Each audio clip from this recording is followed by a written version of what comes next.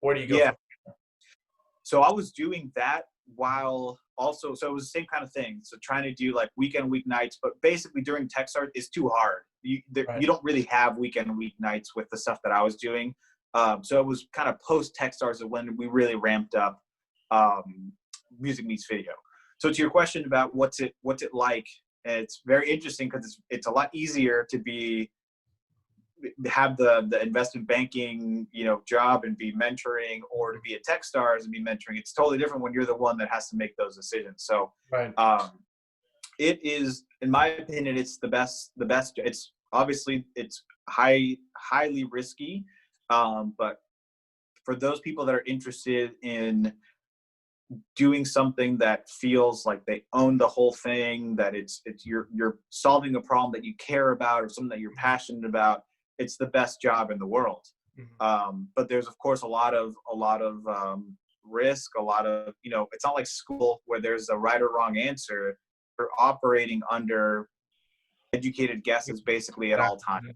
You never And that manifests itself in every capacity, from product decisions to sales, marketing, et cetera. So to give you as brief a story as I can about how we kind of got the thing off the ground. So we had this concept, as I mentioned, about American Idol for YouTubers. What we learned very quickly, and it was very, very depressing, is there's a lot of laws that make work with music very, very difficult. There's a reason why music is such a misunderstood, or it seems like a small industry given the amount of the hours that people spend listening to music. If you think about it, it's a pretty small industry. Well, the reason is because it's very hard to get permission to use music from artists.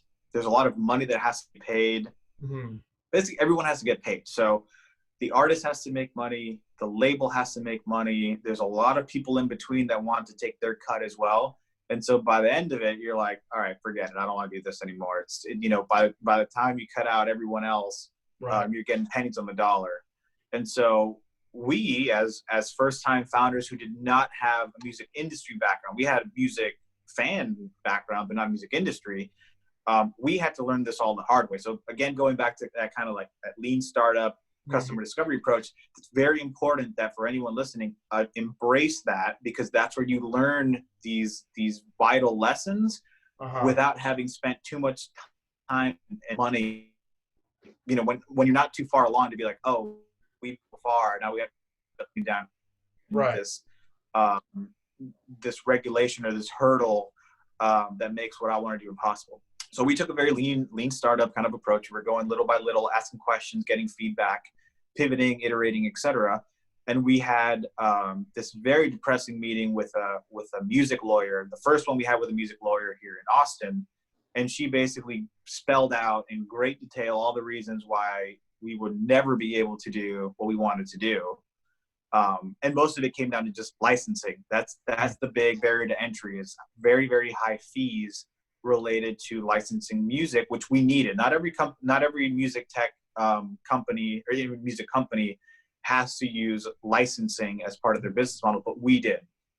And so this is an interesting lesson for people that kind of are curious about why entrepreneurship is both fun, exhilarating, and challenging, is that and it basically a challenge for us. If we can't figure out how to get permission to use this music that we need, because remember, we were leveraging popular songs. So it wasn't even that we needed, we could license a song from a no-name. That wouldn't have helped us at all because nobody cares. We needed to license Drake, or we need to license Adele. We needed like big names. And of course, the higher up the chain, the more expensive and difficult it is to do it. And so we were faced with this monumental challenge. And she basically told us, like, look, I like you guys, but there's no startup companies that can do this. You would need so much capital up front before you had any traction. It's a big chicken and egg problem that you won't be able to do this. And so, as kind of luck would have it, my co-founder, we were doing research, like crazy, like how do we figure out this licensing thing?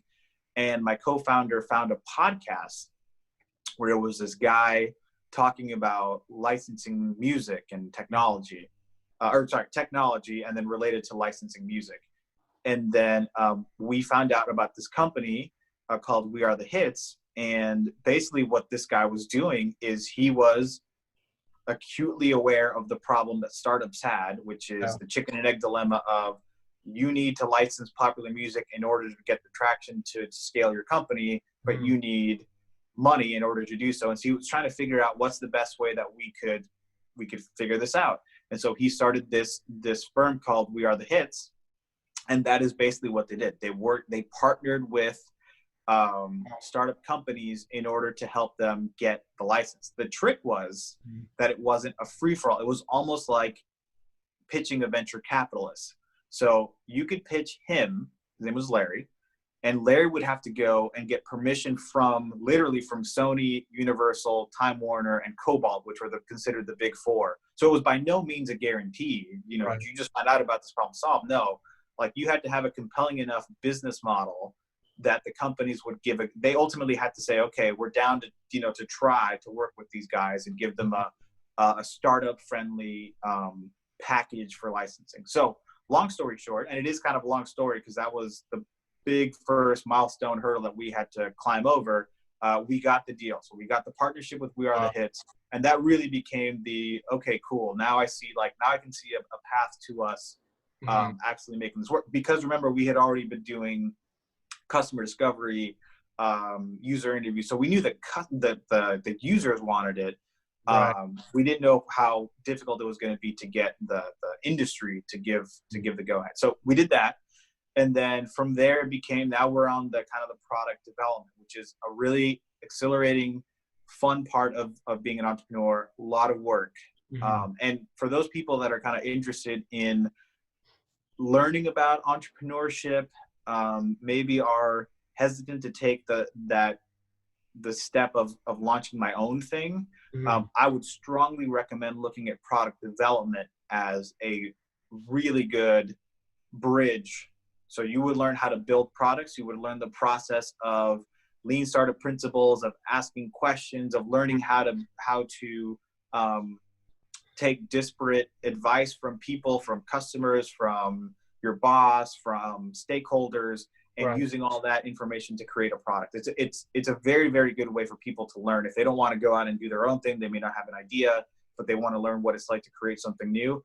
That is what I would recommend. But we, as startup founders, you don't have a choice. You have to do product development. And so we found a coder. We had Alex and I kind of on the business and product side. Alex was more the designer. So he really owned the look, feel, branding, if you will. I was more on the user interview, customer discovery, and then on the business side. And so with music, you have to do a lot of work with partnerships, because that's a lot for startup companies. That's how you kind of get your foot in the door. Remember, you're talking about big business. You're talking about major studios. You're talking about LA, Hollywood, big artists, etc. So you have to work with the labels, the management of the bands, and then also agencies, because the business model for a lot of music tech companies is actually through marketing agencies. So a lot of people think, oh, I launch a music tech company. People, they think of Spotify. People are going to pay me $9 a month in order to get access to my thing. Some do. For a lot of times, your actual client is not the user. Your actual client is an agency that's using music as a vehicle to some other end. And in our case, it would be promotion. And so what we brought to the table, our value add to those people was we were building this big database. So we had hundreds of thousands of users that were all in that Gen Z / young millennial group that agencies and companies struggle mightily to advertise to, because the problem that they were having is authenticity. Gen Z and millennials are wise to, oh, this is just BS. This is a commercial. They're trying to hawk me something I don't need, versus an influencer who's actually somebody who really cares about whatever it is they're talking about and is passionate. And so they can tell the difference. And so the agencies, what they wanted is something to be authentic, unique, that people in the demographic of Gen Z and millennials naturally gravitated towards. And so they saw us as that.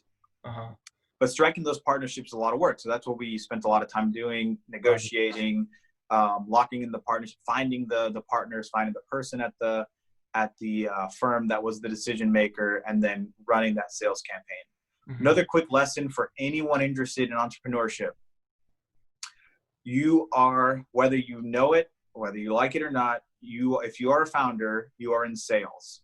Everything you do is essentially sales. You'll have to literally do sales to get revenue from customers, but you will have to basically apply sales approaches to partnerships, to hiring. Everything is, here's what I'm trying to do. Will you please join me to do this?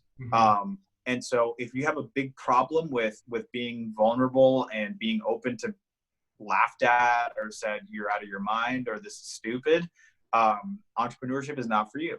It is a skill that you develop over time. No one likes to be told, hey, your idea sucks, or I don't want to work with you, or whatever it is. But you kind of have to just be, that will happen. It's really part of the process. It's part of the process, and it's part of your evolution as a founder, as a business person.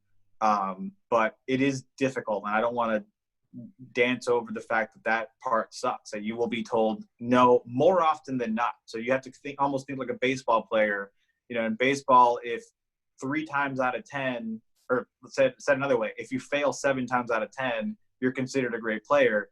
That's kind of what entrepreneurship is like. So you're only looking for those 1 or 2 yeses in an ocean of no's.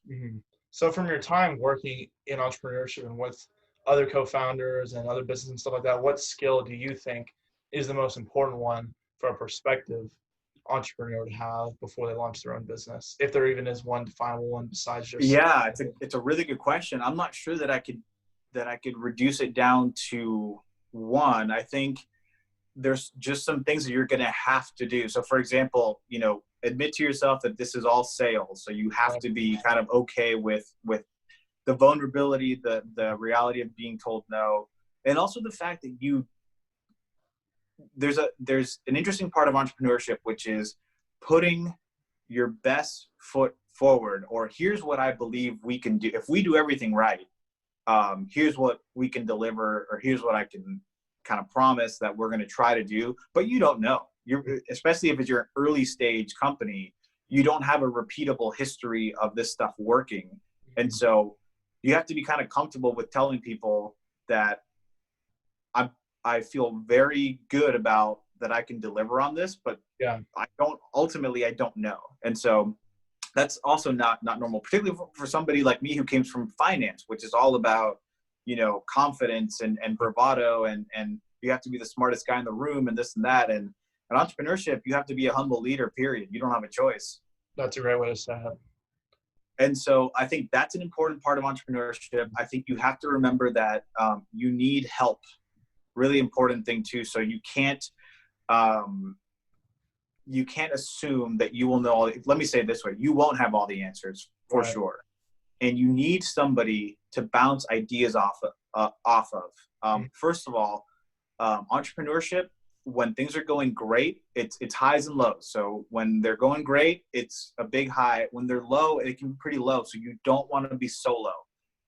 Being a solo founder has some benefits, of course, but I would strongly advise people to find 1 or 2 co-founders, because you need people to be there when things are going poorly. And that's almost more like a defensive move. You need them to get more expertise, more divergence of thought and different approaches to things. But assume that at some point you're going to hit some major roadblocks, and you want to kind of diffuse and spread out that pain, if you will. You don't want to have to handle it all yourself. Yeah. So that's important. And also, you have to be honest with yourself and know what you're good at and what you're not good at. So me, for example, I knew that I was, amongst my co-founders, I knew that I was going to be the weakest on coding. I was going to be super weak on design, but I would be strong on strategy and we'll call it the business stuff. Right. And so knowing that, that was the skill set that I had, you have to know your weaknesses and look for people that share your vision, but can kind of balance out your deficiencies. And so my co-founder, Alex, very, very strong on design, very strong on branding, very good with user interviews and product development, but not as strong when it would come to like putting a business plan together. And I don't mean literally like putting it together, but like kind of doing the how do we take from where we are now to an exit. Right. It was just a different background, different skills. And then Darshan, our CTO, he was a superstar when it came to coding, but really had no formal business training to speak of. So we really balanced each other out, I would say, very, very well, as far as where we were strong and where we weren't. And that's important for founders to know as well. So I don't want to take up too much of your time, but after, your years of experience working in finance and entrepreneurship, if you could look back on your 18-year-old self or be talking to a prospective 18-year-old entrepreneur, what would be the key Luis line of advice that you have for them or for yourself? So I think when you are 18, when you're very young and everything is just kind of white space and you don't know what the future will hold, a very important decision that you will have to make, and only you can make it, is how much control do you want to exert on where you end up? Meaning, are you going to go and pursue kind of this open-ended, let's see where this takes me, which is what I did, versus somebody, for example, I went to school. The school that I went to had a lot of accounts. Accountants was one of the big programs that came out of my school. I think UT as well is also very strong in accounting. And so for people who go that route, there's a much clearer path with very clear kind of inflection points as to how long you have to be doing something, at what point. If you've been doing accounting for this long and you're still here, you should think about, you're not liked at your office. So, but there's a clearer roadmap. And so an important thing to figure out, again, it's difficult when you're 18 because you may not even know yourself well enough to know that for sure. An important question is, if I am very uncomfortable with not knowing and just kind of figuring it out as I go, then I would not recommend entrepreneurship. Right. You could maybe go the product development route, which is a little bit more controlled. It's a little bit more, that does have a little more structure to it. The day-to-day is more open-ended because you're building a product and it may work and it may not work. But as far as career-wise, that's more clearly defined. Yeah. But if you're interested in launching something new, in creating, solving problems, I'm not going to say by yourself because you need a lot of help, but, not in the context of being an employee, entrepreneurship may be a great route for you. So I think, to my 18-year-old self, who wasn't totally sure what to do, I would say, you're not going to know you're not going to know until you know. Right. And so you could just start and try some different things. It's nerve-wracking because there's not a big safety net at all. What if you pick the wrong thing? So be aware that if you want to kind of approach life that way, entrepreneurship is it's a great route for people, because let's say, for example, you're interested in the law, making up an example, but you don't want to be a lawyer, right? Or law school or whatever. After time, it becomes dull and uninteresting. You could launch a business. You could use technology to optimize problems in the legal process or for the law industry. So you could still be at kind of an arm's length to what, if you're passionate about that. But the skill set, the tool set that you're using is business stuff, to be really informal about it. Yeah. And same way, with almost anything you can think of. Look at me, a music fan created a music company, right? Because that's what I was interested in. But you applied the foundational business insights and learnings into that realm, into that domain. So that's what I would tell my 18-year-old self. My 18-year-old self also didn't know about entrepreneurship. I think a big difference between now and then is that I think entrepreneurship, kind of the cat's out of the bag now. Everyone knows about Zuckerberg and Elon Musk and these household names that were all entrepreneurs. Like, we knew about Microsoft, we knew about Apple and Steve Jobs, but they didn't have that sort of like fondness that they seem to have now. And so I think I would assume that more and more people are going to be at least aware of entrepreneurship, and they may be interested in it. And so I would say there's no reason why you can't pursue entrepreneurship in an experimental way, even if it's just weeknights. If you're just trying to see what it's like, get a friend or two. You don't have to, don't overthink it. If you're just trying to learn, and see if there's any interesting business opportunities or problems that you want to solve, Right. and do it on the weekend, weeknights, and that's when you kind of beat up the process, so my original idea, the one that I went to with Next, that educational program, was almost crowdfunding before crowdfunding really took off, but it was for students that were about to go abroad, because I studied abroad in college. Mm-hmm. And so what I thought was, wouldn't it be nice if I could just tell people, hey, instead of giving me a gift this year, just donate, even if it's just $10 to my study abroad fund. And then that way, when I'm abroad, I don't have to freak out about being on a tight budget. So that was like the concept. And so point of that is, it was a decent idea, not anything earth shattering. Mm-hmm. And again, this was before crowdfunding really took off. Now there's a bunch of places to do that, but it was an okay idea. It wasn't a great business, but I learned that by going through that process of pursuing an idea, applying some frameworks around it, and then taking it to a kind of go, no go place. Yeah. And anyone can do that. Awesome. Well, thank you again for coming on. I mean, we could probably sit here and talk for I hope that was 2 or 3 helpful. days about Let me just say entrepreneurship. one other thing, because we didn't touch on VC. Oh yeah. And so there's probably going to be a lot of people that are going to be really curious or interested in venture, because as much as entrepreneurship has basically exploded in the last 10 years, 12 years, whatever it is, the interest in venture capital has also really taken off.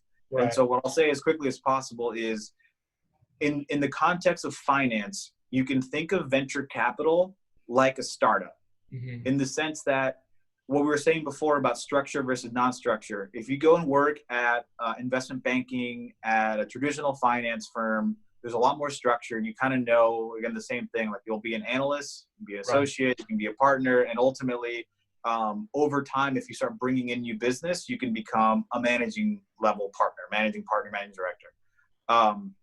So a lot of people think that venture capital works in a similar way, and it does not work that way.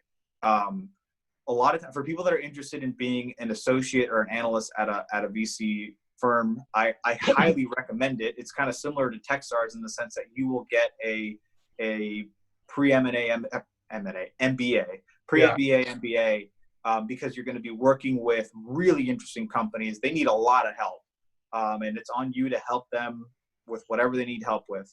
But what isn't there, it's not one of those industries, for the most part. There may be exceptions, and that could be growing, particularly if you talk about legacy funds.